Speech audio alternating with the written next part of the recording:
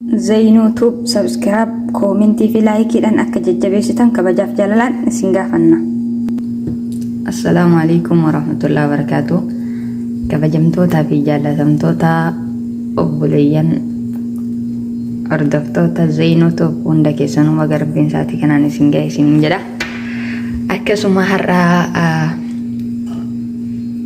akka gorsaatittillee akka gaafittillee qabadhee dhiyaadhe wanti ani qabadhee dhiyaadhe dubartoonni miidiyaa social media adda addaa irratti maaliif qullaa yaa'an? Maaliif qullaa yaa'anii? Obboleeyyanti akkuma wajjin argaa jirru subhaanallah. Akkasuma mootu maaliif waan hin taane osoo sitrii takka osoo ofitti hin hambisne waan hin taane haasaan social media kana nama lamaa miti nama tokko miti jechuudha kan gubbaa sanirra jiru. Beekan achirra jira, wallaalan achirra jira, guddaan achirra jira, xiqqaan achirra jira. Yaani gabayaa alamaati jechuudha. Maaliifi dubartoonni maaliif akkasuma sila dubartiin hayaa qabdi jechuudha. Al-hayaa'u shu'ubatan min al-iimaani. Qaanfiin damee imaana irraa hin jedhan Rasuulli Rabbi sallallahu alaihi wasallam. Namni qaanfachuun keessattuu dubartiin qaanfiin beekamti jechuudha. Dubartiin qaanfiin beekamti. Walaakin qaanfiisan subhaanallah rabbiin irraa fuudhe wan isiin haasoftu, wan isiin jettee nama arrabsitu, wan isiin hin barsiisa jettee haasoftu. Inna lillahi wa inna ilayhi raaji'uun. Kana dhaga'u manna du'atu irra filatama jechuudha.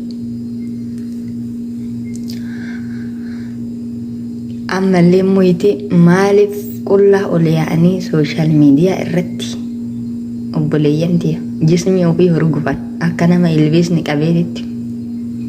Walaakin nagaa qaban garuu immoo maraatanii jiran malee nagaa hin qaban jechuudha.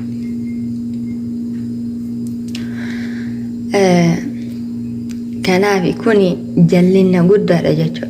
Wallaahi nama rabbiin qajeelche namni jallisu hin jiru jedha Rabbi subhaanallah. Namni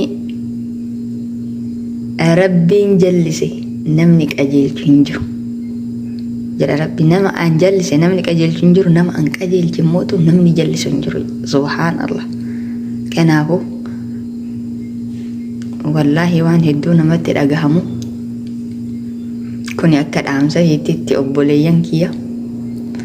Wallaahi warri rabbiin isin qajeelchee rabbiin argitanii hayaa isinii kenne, sitire isinii kenne, sattaradha addunyaan tun xiqqoodha.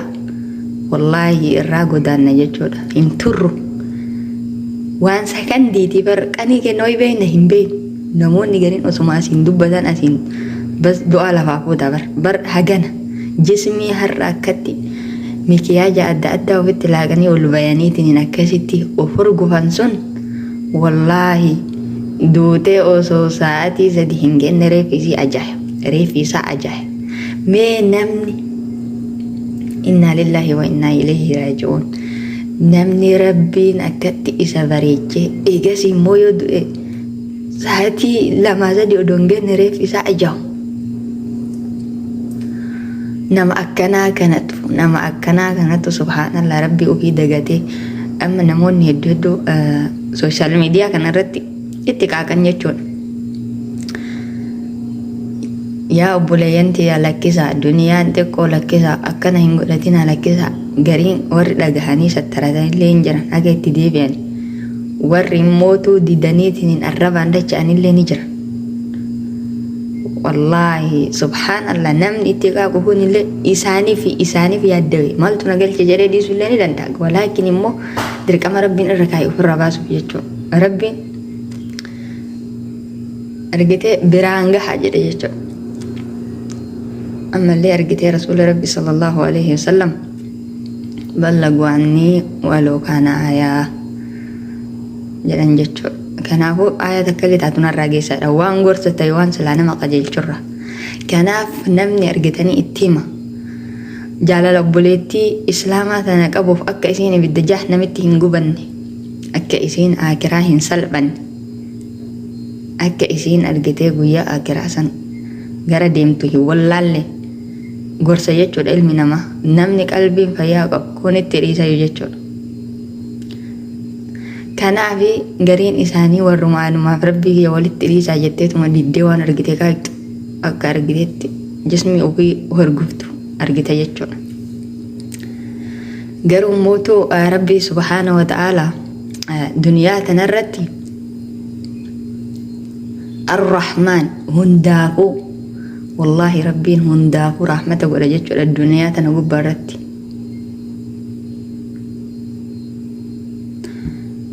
ولكن ربيني الرحمن دنيا تنقبرت وان شوف الميتي لفرديمت وهند المنما جني إنسي كان هند رحمة ورجت ربي وان دنيا تنرجل هند رحمة ورجت ربي rizki ma isan nyaata namuu rizki ma isan nyaata duniyaa kana gubbaarratti rizki isaa nyaata dachii isaatti irra deema wallaahi rizki isaa dhugaa akkatti immoo shaadii bayaniitiin qaama qullaa dirree of baasanii dubartoonni jechuudha subhaanallah akkatti waan argan godhatuun rabbi biraa ka'uudha jechuudha. Wallaalummaa waan naman goone qabdi yaa obboleeyyantii akka dhaamsatiittillee mee waa baradhaa wallaahi waa baradhaa yoo waa barattan hedduu tokko of agartan jechuudha. Akka namni argitee fuula ofii daawwitii keessatti of argutti of arga jechuudha. Namni waa barate of arga yoo kama rabbiin jallisee argitee wallaahi azalitti isaa dabarse malee jallin warri qajeelumni isaaf jiru ima qajeela jechuudha. Ima qajeela wallaahi waa baradhaa isin jechuu barbaada. Namni waa barateef namni waa hin baratin takkaa miti akka dachiif samiitti addaan fagaata jechuudha. Gara kanaaf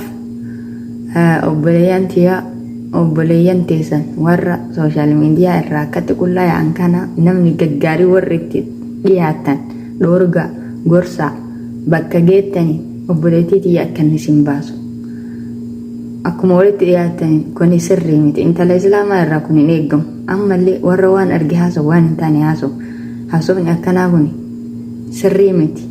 Haasofni akkanaa kun waan fudhatama qabuu miti. Rabbiin sitti dallan saalfadhu jedhaani gorsaa bakkuma geettanii wal gorsaa deema dhaamsa walii dabarsaa deema. Ummanni Muhammad sallallahu alayhi wa sallam wanni isaan beekamanii hamturraa wal dhoorganii toltutti wal ajajuun beekaman jechuudha. Allahu akbar irraa wal qaban jechuudha. Irraa wal dhoowwan kanaan beekaman jechuudha. Kanaafuu waan beekamtaniin san itti hojjadhaa itti dalagaa isin jechuu barbaadde. Wallahi itti dalagaa. Kanaaf obboleeyyan tiyya duniyaan xiqqoodha irraa deemna osoo duune sa'aatii lama dongeenni kareefi keenna ajaawu ka eegas yoo qabriitti nu gatanii nu biraa galan haraamoon funyaanii fi qaama hunda keessa yaateetiin reeffa kana nyaattu. Mee subhaan Allah nama akkanaa kanatu rabbitti argitee akkatti faallaa garagalee sodaa rabbii dhiisee salaata rabbii dhiisee waa meeqa dalaga of beekuu qabna obboleeyyan tiyya waan taanu wadumaa jirra nagaa qabna alhamdulillah akka feene waan feene dirannee utaaluu akkuma dandeenyu eegas illee kufulleen jira jechuudha. Kufulleen ni jira. Kufaatiin sun immoo hamtu osoo toybaa gara rabbii hin deebine kufuun osoo toybaa gara rabbii hin deebine du'uun rabbiin kenna as gubbarratti akkuma dura isiniin jedhe Rahmaan hundaafuu rahmata godha makluuqa ofii hundaafuu عالم كان هندا هو جيتشو ولكن نمو آكرت رحيم خاصة مؤمن تقوها ربي الرحمة أكا أسبب براتي أكما فيتن أكما فعلنا من إجتين ما ديسو كنامي ربي سبحان الله قوياك يا مثلا ندلنا يجو دلن سو قده دلنا انجرو أرارم نيجو أجتي ورأ ستي رقتي وسو ربي أدلا فانكاهن دنيا الرقالي يا ويلي يا ويلكم كناف وفيادتشو قمنا والله وفيادتشو درقما akka rabbiin nu milkeessu yoo barbaaddan sattaradha jismii keessan haala keessan ofinaa sattaradha ijoollee dubartiitiif dhaamsaa qaba jechuudha dhaamsi kiyya ijoollee shamarranii kanaaf warri sittirii malee deemtan warri arrabni keessan adaba hin qabne adabadha warri sittirii malee deemtan sattaradha guyyaa rabbi sittirii sirraa fuudhee jira sittiriin sirraa wallaahi سبحان الله سترد ما سترد دنيا تنقب برا سترد كناف دري ما شريت نمني كلها أكد لتتي والغاية جنة إن سترم تججر يو دنيا تنقب برا أو إن سترين يو أستوك ستر تربين ستر يججر جلة ترت ستر ولكن ما ليانا ما ست كلها ديمو ربنا جانو عباسو ستردها هجو ببالله ذردها obboleeyyantii osoo of urgoomtan lubbuun isin keessa hin bayini toybaa gara rabbii deebi'a quraana rabbii qaraa of eegaa isiniin jechuu barbaade inshaallah kanaafi dhaamsi kee kana fakkaataa keetti hanullee yoo rabbii jedhee itti fufnaa jajjabaadhaa wal gorsaa wal deebisaa karatti isiniin jedha inshaallah